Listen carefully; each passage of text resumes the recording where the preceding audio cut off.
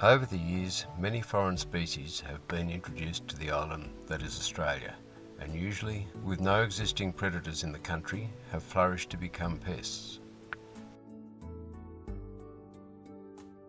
Some attempts at biological control of these ferals have been disastrous, probably the most notorious being the cane toad, which was introduced with the thought that it might eat a beetle pest of sugarcane. The toad was ineffective at this, but toxic when eaten by Australian creatures, so, with nothing to keep it in check, has now spread most of the way across tropical Australia. A far more successful case of biological control was the introduction of the Cactoblastus moth, a natural predator of prickly pear, a cactus that arrived from South America in the late 1800s, soon after white settlement. It was thought the cactus might sustain an industry producing cochineal dye for the redcoats of the British Army. Although the cochineal bugs survived on the cactus, they were not sufficient to keep it in check, and it soon began to spread uncontrollably, until by 1900 prickly pear covered 4 million hectares.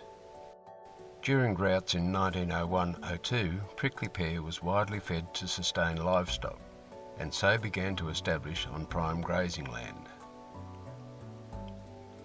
By 1920, it was estimated to be covering 400,000 hectares. That's close to 1 million acres a year.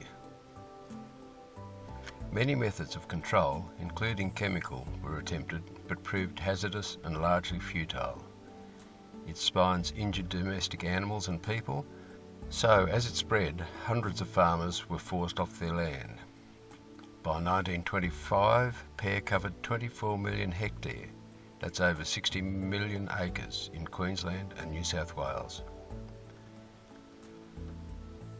Over 150 predator species were trialled, and the selection of Cactoblastus involved extensive testing to ensure that it ate only the target cactus. The moth lays its eggs on the cactus, and the hatched larvae tunnel inside the plant, causing its collapse. Eggs were imported, and after a period in quarantine, the resulting moths were moved to a station set up south of Chinchilla to breed sufficient numbers for release into the wild. By 1935, 10 years after the little moth's release, Australia's pear cactus problem had virtually disappeared, and that is still the case. Acknowledgements of Cactoblastus' benefit to Australia include a display at the original breeding site a few kilometres south of Chinchilla and a community hall to the east.